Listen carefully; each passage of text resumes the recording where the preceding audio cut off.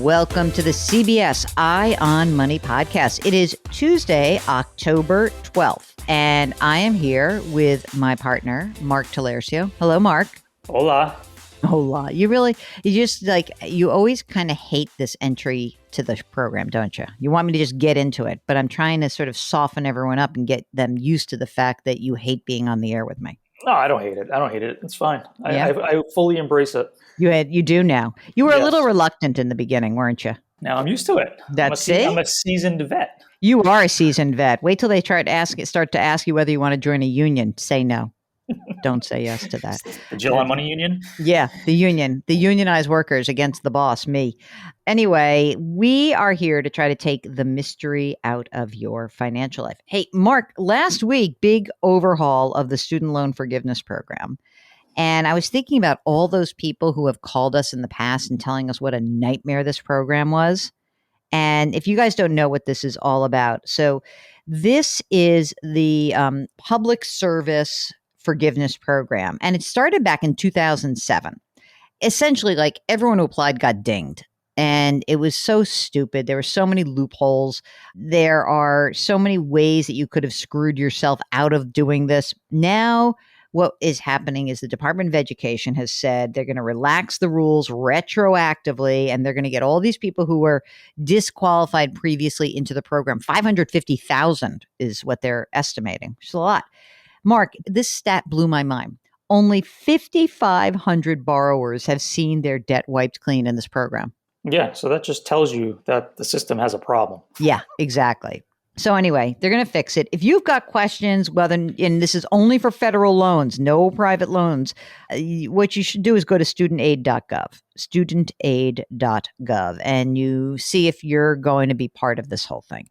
Okay, so today, Mark, we are talking to someone from the sunshine state of Florida. It is Emily who is on the line. Emily, welcome to the program. What can we do for you? Hi. So I had some questions about really kind of saving and long-term goals for retirement. Okay. It's like my goal is save as much as humanly possible. And sometimes I wonder if I'm losing sight of the present. Also, I'm 35, but I think I have a pretty rich pension benefit for when I do retire. Mm-hmm. And so I'm kind of wondering how I should figure that into my savings that I'm doing now. Emily, I love that you sort of came out and said, my goal is saving, not like my goal is I want to retire when I'm 50. It's like, you're sort of a little bit nutty, and I love this nuttiness. If you're like, my goal is just to save as much as humanly possible. It's not like I want to run a 26.2 mile race. I just want to run as many miles as I possibly can. Let's try to focus on the goal part of it a little bit more.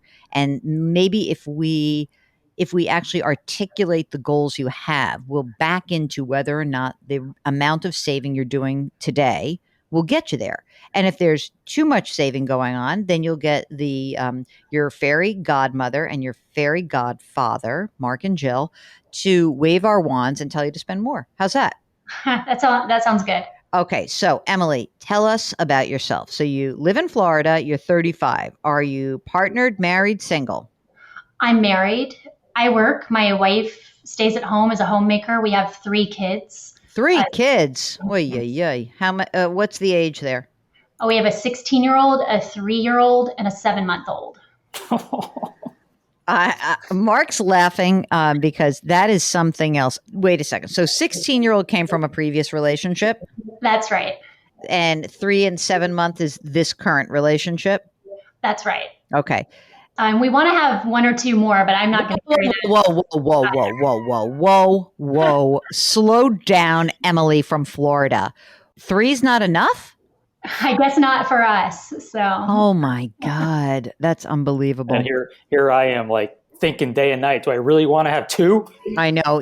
I already have made this proclamation, so everyone should know that I'm trying to convince Mark to have a second child. And let me tell you this. On some days, it seems like an easy conversation to have. On other days, doesn't go down so well.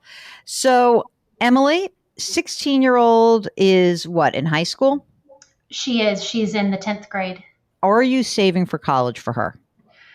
I am. I got a bit of a late start. I had her when I was 19, but I was able to do a little bit of saving early.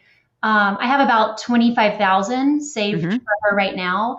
In Florida, we have something called the Bright Futures Scholarship. So if she can maintain an A and B average, then she'll have either 75% or 100% of a state tuition covered. Emily, I am familiar with this program because my high school boyfriend, who went to a very expensive private school, when he moved to Florida, told me all about this thing. And he said it was like a miracle. It's an amazing program. So that sounds like a good plan. And 3-year old is whatever, 7-month old is whatever. Any money saved for them yet or not? Yes, I have 10,000 saved for the 3-year-old and 3,000 saved for the 7-month old. Okay. Because we know all you want to do is save. How much do you earn? I earn around 120,000 a year. You said you have a pension. Do you also contribute money to a retirement plan beyond a pension contribution? Yes. So I save 10%. I put 10% of my income into a Roth 403B, and my employer matches 3% of that. Okay, great. How much money is in that account?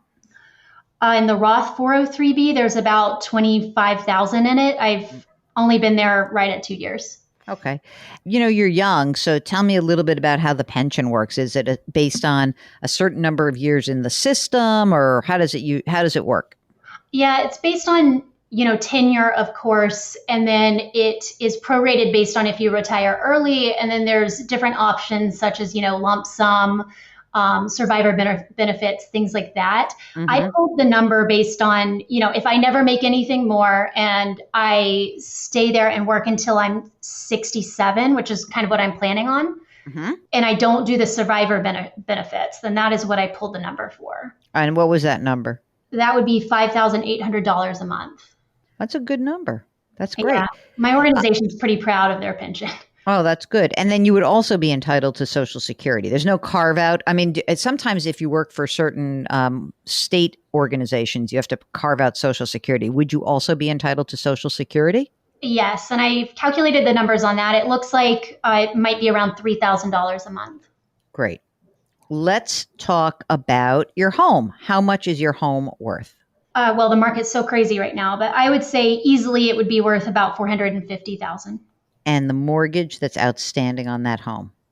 I owe 300,000. What's the interest rate? 2.9. The house that you're in is a house that you're going to want to stay in, conceivably. I mean, because you have little kids. Is this a house or is this a house you're going to need to change? You're going to have to move into a different space if you have one or two more kids. No, we would stay here Okay. for at least 10 years or so. No plans of moving. I think, there's some international work opportunities with my organization, but even if we did that, we would rent this house out. Okay, great. So you got the 3 kids. Any other folks that you're taking care of? And I mean, like a parent or a sibling, anyone else that you really need to focus on? No. Okay, great. Any other assets outside of retirement? Yeah, sure. So I didn't give you all my retirement. If you want more, as far as retirement goes, I also have a traditional IRA with about 115,000 in it. And I have a Roth IRA with about 35,000. I also have a rental property. Tell me about that. Is that also in Florida? It's in Alabama. How much is the rental property worth? It's worth, I'd say safely 225,000. And is there a mortgage on it? I owe 100,000 on it. Is it an easy to rent property, or is it, cash flowing decently well? Is it covering expenses, more than covering? Tell me how the asset's working for you. So it has been occupied with the same tenants for about 5 years. I love that. They're great. I don't think they're going anywhere. I'm getting below market rent because I want to keep them. Hmm. I'm getting $1,350 a month on it. It's a 2-bedroom house. The mortgage on it also, I have 12 years left on the mortgage at 4%. I mean, even if that's below market, it's consistent. Yeah. How about the costs of maintaining and upkeep, and you factor it all in?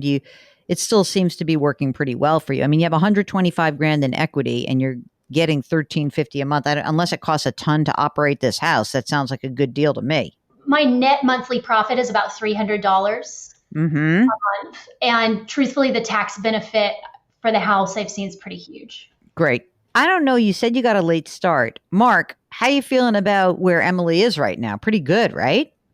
So far, so good. I wasn't there when I was 35. But it's interesting.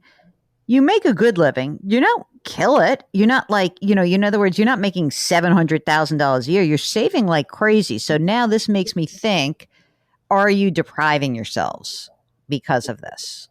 I mean, is there any other source of income that I'm not counting? Are you a very rich heiress with a beneficiary of a trust? No, no, I'm not. Damn I mean, it. I'm an only child and only grandchild. At some point, I think I'll inherit some money. Hmm. I don't get support from anyone right now.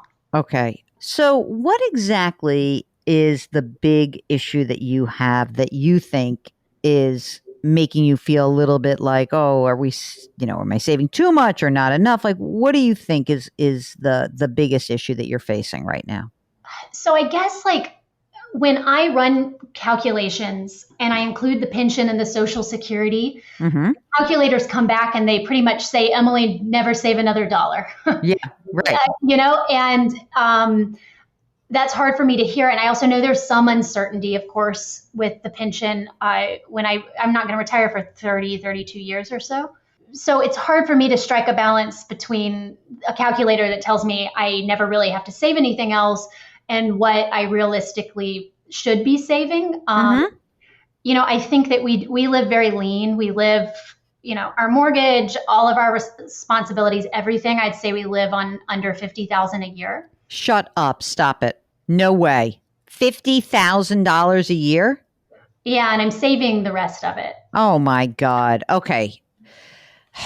Oh, brother, I got to now hold my hand and I'm going to teach you how to spend money, Emily. Okay, let's go. Follow me. Follow me. Okay. So, obviously, if your monthly nut is 50 grand, let's just forget about less than. Let's just call it 50. Let's even call it 60 because maybe you're going to travel some and life's going to take off and, two kids will cost money. They'll be doing stuff. Your pension plus social security will cover you. Okay. So that doesn't mean I think you should just bail and not save, but I would really start to think about what your priorities are. So, Mark, would you agree that retirement is kind of taken care of? Because of the pension, yes, probably. So I think it's okay to keep putting 10% in the Roth. I think that the extra money that's coming in, the only thing I would say is that you obviously are going to direct some of that money into the savings for the 3-year-old and the 7-month-old. But like, what's the amount of money that you have to put into this bright future to kind of feel like you're covered? Like, what do you think is the amount of money you need that would make you feel safe about the college funding? I really don't think I'm going to need to save much, but maybe if I had around 25,000 in there for each kid, I Yeah. would feel pretty good about it. Okay. That's good. All right. Perfect. And right now, pay your bills, your 50 grand, you make your retirement contributions, you pay these mortgages off. What is the extra money that you think you're saving every month? Throughout every year, I'm putting 6,000 in my Roth IRA. I'm putting 6,000 in a spousal Roth IRA. Mm-hmm. My 16-year-old has a job, and I'm matching her income in a Roth IRA for her. You're so good. Yeah, where I work has a 5.5% CD for up to 15,000 for each of my kids. So I've done that for all of them. So you were done. Wait a minute. So you're kind of done for college because when that CD matures. Right. Yep. I could if I want to use that for college. Yeah. Why? What else are you going to do? You're going to get them cars? I guess you have to have a car when you live in Florida. Yeah, but we cash flow our cars for the most part. So that's done. All right. So 6 Roth, 6 spousal Roth, matching for your daughter's Roth, the CDs, and what else? I've been buying Series I bonds as like a second tier emergency fund. Oh my God, you are crazy. I love you. Oh, how much in the I bonds? I have around 10,000 in there. Just stop doing that now. Okay. I mean, you don't need to do that. What else? We recently bought a new used car with cash, so I'm trying to build my emergency fund back up. I'm at about 5 months right now, so I want to make that a little richer. So Are you going to spend like, I don't want you to spend money for the sake of spending, but I'm going to just tell you this right now. You're in amazing shape. Build up your emergency reserve fund. The only reason why I wouldn't buy I bonds is they tend to be a total pain in the ass to deal with. Okay. Just like the whole treasury, and it can be a real pain in the ass. I love a 5.5% guaranteed CD. Do you have that for yourself? No, it's only offered for employees' children.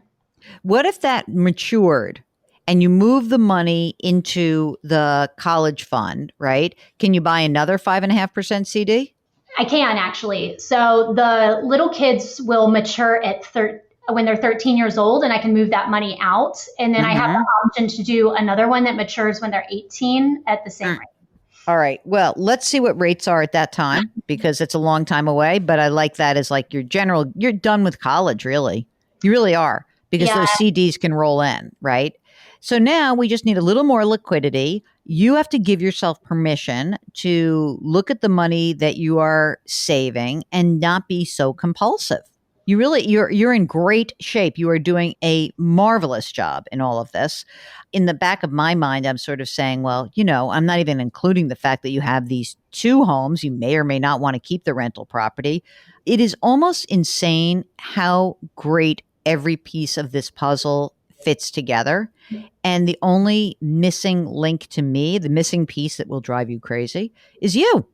You're driving yourself crazy. You are in such good shape.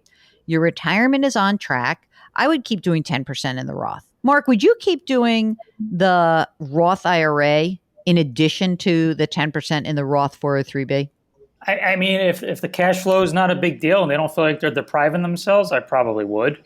Exactly. But if you do feel like, you know what, I'd like that 12 grand so that we could go on like a spectacular family trip once a year, I wouldn't have a problem with that either. I really wouldn't. Okay, yeah, that's good to hear.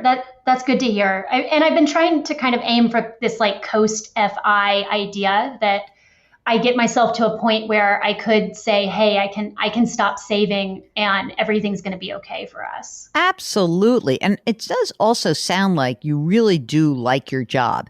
I think the only wrinkle in this would be if 10 years from now you said to me, remember when I said that I would work until I'm 67? I am not going to make it to 67. I'm going to make it to 57. That's when the plan would kind of go astray. But if you like what you do, and you're not adding any, big extra expense like, oh, I actually have to take care of my mother and that is 50 grand a year and we have to, you know what I mean? Like if there's nothing like that that's out there, then you're on track. I like the idea that you have this sort of interesting and complex financial situation, but that I can boil it down to you don't have to drive yourself crazy, please. You are doing a lot of hard work. You're raising this family. If you have another kid or two, maybe your expenses go from 50 to 60, you would still be fine. You would still be fine. And I don't want you to make yourself nuts when you don't have to. You're in good shape. Do you guys have estate planning done? We do. And life insurance? We also have life insurance. Term life insurance? We both have 20-year term, and I have term through my employer also. Great. I want you to take a deep cleansing breath and know that you're on a great path. Is there anything else we can help you with? No, it was great to hear that from you guys. Thank you so much. Oh, we are delighted. Do you want to know whether you have some flexibility in your plan? Are you an Emily? Are you a hyper saver? Are you saving as an end, not as a means to an end?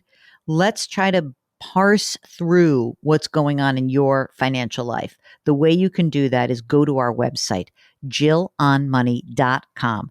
Click the contact button. jillonmoney.com, click the contact button. Send us your question, and we will try to talk to you on the air if possible. And if you just want to send your question, we'll answer it in almost the order it's sent, sort of, kind of. We just got tons of them that are sitting around. While you're on the website, sign up for our free weekly newsletter and follow Eye on Money wherever you find your favorite podcasts. Mark Talercio, I mean, this is a great way to start our recording today, isn't it? 5 stars, yes. It's a 5-star episode for sure. We drop our episodes every Tuesday and Thursday. And if you need more 5-star episodes, go check out our other podcast. It's called jillonmoney.com. Again, everything's at the website, everything you could possibly want. And then leave us a 5-star review for both. Oh, I love that you made the ask. Leave us a rating and review. I want 100 on Eye on Money by the end of the year. We're at about 80. Mark is giving you a very specific goal, smart, measurable, attainable. Come on, let's go. Let's make this a goal that we can hit. We want 100 ratings or reviews for this podcast, Eye on Money. And when Mark Talercia, the best executive producer in the world, asks for it, then you got to do it, okay? Believe me. We are distributed by CBS. Please do something nice for someone else today. And our mantra here at Eye on Money is curiosity, compassion, community. Thanks for listening, and we will talk to you on Thursday.